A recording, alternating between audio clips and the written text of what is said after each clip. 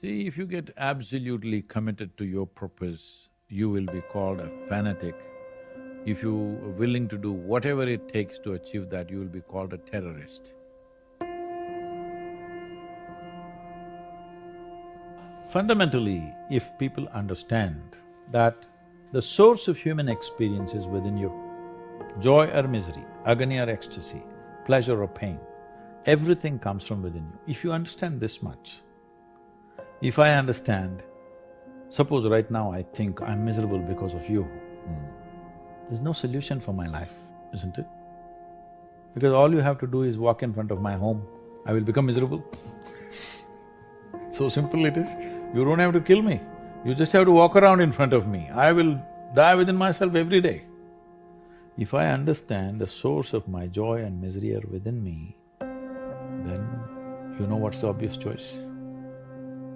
Joy. It's the obvious choice, isn't it?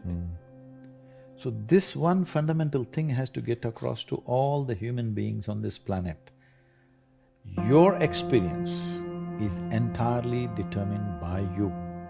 This is what the word karma means, unfortunately. It's become something else here. Karma means action. That means when we say your life is your karma, we are saying your life is entirely your making, 100%. What happens in the world, there are many, many forces involved. What happens within me, it's 100% me, 100%, isn't it? Yes. If you don't take charge of this, then you're an accidental life. When you're an accidental life, anxiety is very natural. Natural, isn't it? Suppose you're driving accidentally, that is, you don't know what's happening and you're simply somehow going, anxiety is natural or no? Yes. Any accidental moment creates anxiety. So this is why consciousness means this, that you have taken charge of the instruments of life, which on most fundamental level is our physiological and psychological space. You've taken charge of this. Now your health, your happiness, your joy, your ecstasy, your misery, everything is in your hands. You exercise them as you want. I don't let anything drive me into insanity. This is a brief amount of time that you have as life. Here we create many things. You're creating businesses, I have large movements where millions of people are involved, there are relationships. You cannot take these things lightly because other lives are involved. But you cannot prevent anybody from dying. You can attend to them. If something is going to happen to them, you can make attempts to save them, but you cannot prevent anybody from absolutely dying, including yourself. This is a fact. So the only two things that we have is a certain amount of time and a certain amount of energy. This is all that you call as life. What do you want to make out of it? You want to make a mess out of it, see, the thing is, first of all, they're living an emotionally constipated life. They only loved their child. I saw everybody as mine. Everything that happened hurts. But that's part of it. If you walk in a forest, there are thorns in your feet, but this doesn't mean you don't enjoy the forest, all right? Do you have moments of sadness?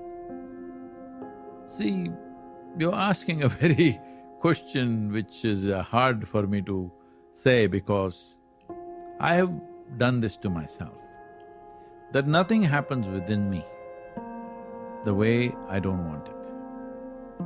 If that was your situation, nothing happens within you unconsciously. Everything that happens the way you want, within yourself. What is the experience that you want to have right now is always determined by you. What would be your choice? Grief and misery, is it? No. See, you are the only creature who can decide your way of being, no matter what is the surrounding. Every other creature is an instinctive reaction to what's happening around them because they are only fired by their survival instinct. They don't have any other aspiration. Once their stomach is full, their life is settled. For a human being, stomach empty is only one problem. Stomach full, 100 problems, because life doesn't settle with survival. You want to be something else all the time. The problem is you're a being. You're supposed to know how to be. How far away have human beings gone from the definition or that aspiration? Yeah. You can have everything that you can use well, but the important thing is, are you making arrangements of home, automobile, this, that, everything as a means to act in the world or as a means to enhance yourself? This you must decide. This is why I said the car advertisements are all talking about the leather, about the paneling, about this. Why? Because this is a way of enhancing yourself.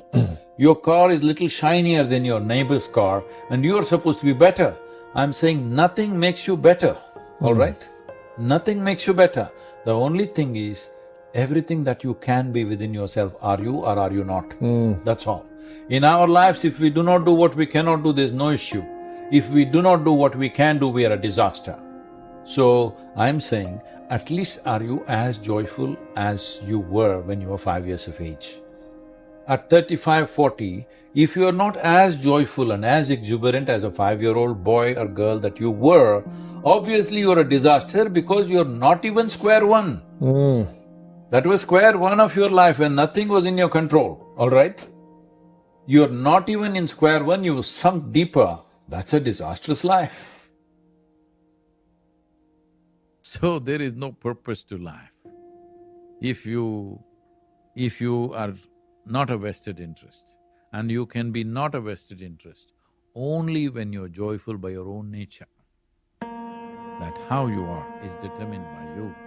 So, this is the fundamental you have to set, that your experience of life is determined by you. When I say experience of life, people are always thinking experiences happen because of external stimuli. No, if you dream of a tiger, you can experience fear, isn't it? You can dream of somebody beautiful and experience love, yes or no? So I'm saying all experiences cause from within you. Human experience happens from within you, never from outside of you. There may be a stimuli. See, one thing is, the survival process has become easier than ever before. Believe me, in the morning if you need a bucket full of water, if you had to walk a mile to the river to get 1 bucket of water, and your family needed 25 buckets of water, you would have no time to mess yourself. Now you have a lot of time to mess yourself because our survival is better organized than ever before. Another thing is, most human beings do not know how to manage their biochemistry without physical activity. You understand life as a race. If you're in a race, what's the objective? You must reach the finish line quick, isn't it? Yes. What is the finish line of your life? Death.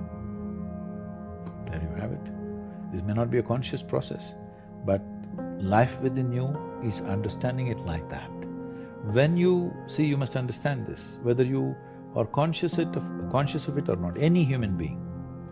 Right now, if you make yourself miserable, you must understand you are sending a message to every cell in the body that I don't want to live. You might not have articulated it in your head yet, but when you become miserable, you notice suddenly your body seems heavy and it's like, doesn't want to get up from this chair. Have you seen this? Yes. When you're happy, you're willing to bounce at everything and do everything, bend backwards if necessary. Why this is happening is the message has gone to every cell in the body, this guy wants to die. They're all thinking, okay, what can we do to help him? But by then, of course, you'll recover. So you want to die, you want to live, you want to die, you want to live. The body is getting confused because you must understand this is a very intelligent body. It's taking instructions from you. Every cell in the body has an enormous sense of memory and intelligence. If you keep sending wrong messages, if they act, you're dead. Because you're sending contradictory messages, you're not dead, you're half dead. You can give it any number of exotic names. Essentially, you have turned your intelligence against yourself. This is supposed to work for you, but now you've turned it against yourself, it's working against you.